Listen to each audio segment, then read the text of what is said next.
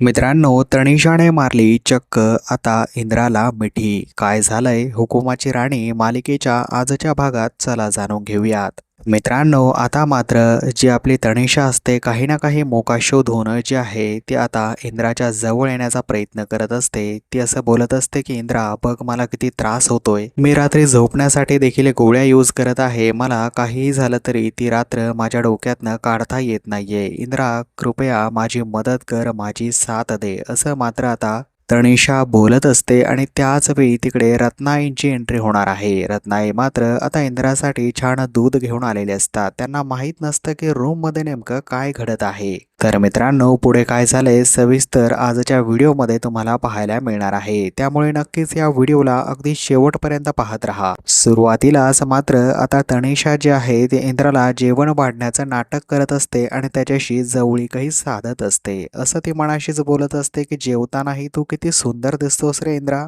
आणि त्यानंतर मात्र ती सगळ्यांनाही थोडं थोडं जेवण वाढण्यास मदत करत असते. तर आता राणी देखील तिकडेच असते. तर मित्रांनो, पाहायला मिळतंय की छान असा माहोल असतो, परंतु ती सारखंच इंद्राच्या जवळ जाण्याचा प्रयत्न करत असते जेणेकरून ती इंद्राचं मन जिंकू शकेल. तर मित्रांनो, राणी तिला खाली बसवते जेवण्यासाठी आणि आता स्वतः राणी तनिषाला जेवण वाढू लागते. तर मित्रांनो, तनिषा मात्र आता जेवण करण्यासाठी बसलेली असते. तर आता मालती विषय काढते की तनिषा तू किती छान मुलगी आहेस ना, तुझ्यासारखी मुलगी बघ शोधूनही कोणाला सापडणार नाही. त्यावेळेस मात्र आता इंद्रा खाली मान घालून जेवण करत बसलेले असतो. त्याचं मन मात्र कुठेही लागत नसतं. तेवढ्यात आता मालती विषय काढते की तनिषा तुझा लग्नाचा काही विचार वगैरे आहे की नाही, कायमचं तुला कोणाच्या घरी जायचंय की नाही. तर लगेच रत्नाई तिकडे हसत असतात. रत्नाई देखील या गोष्टीमध्ये आता सामील होतात आणि तनिषाला तो विषय पुढे वाढवण्यासाठी सांगतात. तनिषा बोलते की हो ना, मलाही लग्न करायचंय, परंतु मला या ठिकाणी इंद्रासारखा मुलगा भेटणार नाही, मला फक्त आणि फक्त इंद्रासारख्याच मुलाशी लग्न करायचं आहे. तर मित्रांनो, असं बोलत ती आहे. यानंतर कुठेतरी आबांना संशय होत असतो की ही मुलगी असं का बोलत आहे सारखंच इंद्राविषयी. तर मित्रांनो, त्याच वेळेस इंद्राला जोरदार ठसका लागतो आणि मालती बोलते की इंद्रा अरे थोडंसं सावकाश जेवण कर तू. तर इकडे तनिषाच्या डोक्यात आणखी प्लॅन शिजतच असतो, काय करावं जेणेकरून इंद्रा माझा होईल. तर मित्रांनो, पाहायला मिळतंय जेवण झाल्यानंतर उर्मिला सोबत छान टेरेसवरती आता दोघी जणे गप्पा मारण्यासाठी आलेले असतात. त्यावेळेस आता तनिषा बोलत असते की पहा किती नालायक मुलगी आहे ती, स्वतःच्याच हाताने खड्ड्यात पडणार आहे. तिने मला घरामध्ये बोलवलं आणि स्वतःचाच संसार तोडला आहे.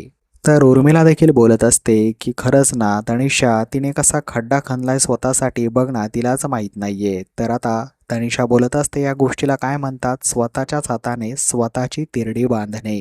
हा सर्व प्रकार झाल्यानंतर इंद्रा आणि राणी स्वतः रूम मध्ये आलेले असतात. त्यानंतर मात्र आता राणी बोलत असते की हो सर, उद्या आता जे आहे ते विठोबा रखुमाईंची आपल्याला पूजा करायची आहे, आपल्याला तिकडे मान मिळाला आहे. त्यावेळेस मात्र आता इकडे इंद्रा थोडासा फ्रस्ट्रेटच असतो. अजूनही त्याच्या डोक्यात तोच विचार असतो ज्या विचाराने तो पूर्णपणे टेन्शन मध्ये आलेला असतो. तर मित्रांनो, राणीला मात्र ते कुठेतरी समजल्यासारखं होतं. राणी बोलते की सर तुम्ही असं का करत आहेत सारखं सारखं.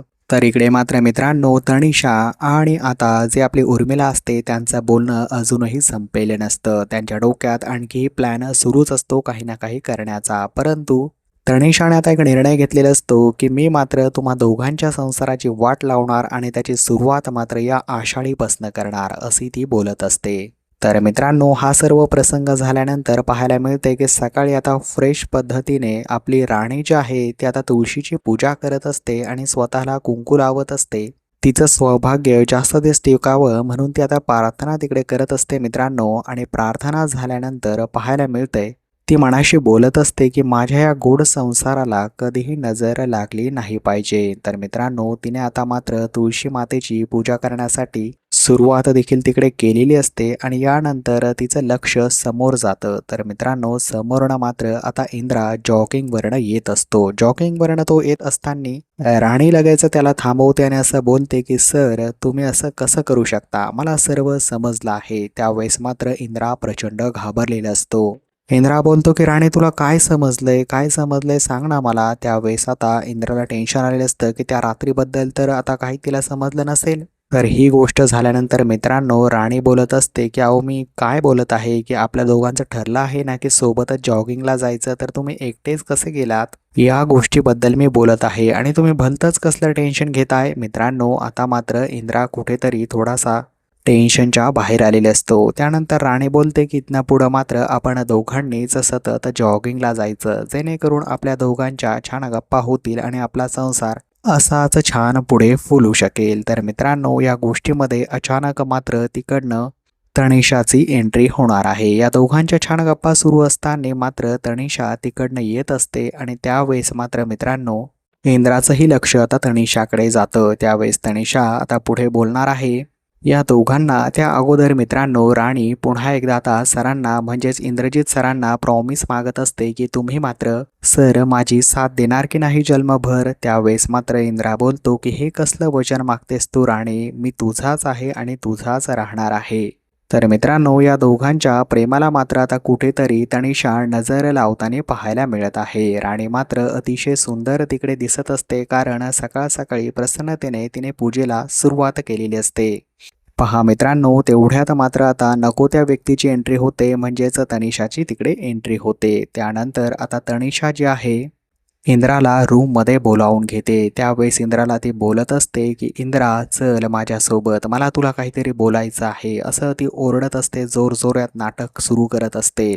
मित्रांनो पाहायला मिळते की त्याला रूममध्ये तिने खेचल्यानंतर इंद्रा मात्र प्रचंड घाबरलेला असतो. इंद्रा बोलत असतो की तनिषा असं का करतेस तू, तू थोडं विसरतेस का, आपण माझ्या घरी आहोत, आपण हॉटेलमध्ये नाही आहोत. तनिषा बोलते का अरे मला असं वाटतंय की आता जीवच देऊन टाकावा, कारण ती रात्र काही झाल्या माझ्या डोक्यातनं जात नाहीये. ती रात्र कशी जाईल माझ्या डोक्यातनं याचा विचार मी कायम करत असते. इंद्रा अरे मी काय करू, जगू की मरू, मला काही समजत नाहीये, तू माझी मदत करणार, मी फार फ्रस्ट्रेट झाले आहे, असं ती मोठ्याने ओरडत असते, नको ते बोलत असते आणि इंद्राशी जवळीक साधण्याचा प्रयत्न तिचा सुरूच असतो. त्यावेळेस मात्र मित्रांनो तिचे एक्सप्रेशन्स पाहिल्यानंतर इंद्रा जो आहे तो प्रचंड टेन्शनमध्ये आलेला असतो. त्याला असं वाटत असतं घरातले कोणी पाहणार तर नाही ना, कोणाला आवाज तर ऐकू जाणार नाही ना, जर कोणाला आवाज ऐकू गेला तर काय होईल, माझं भांडं फुटेल का, राणी मला सोडून जाईल का, ह्याच गोष्टी इंद्राच्या डोक्यात कायम सुरू असतात. मित्रांनो पाहायला मिळतंय की आता तो तिला समजावण्याचा प्रयत्न करत असला तरी देखील ती मुलगी काही समजून घेण्याच्या मनस्थितीतच नसते. मित्रांनो त्याच वेळेस ती इंद्राला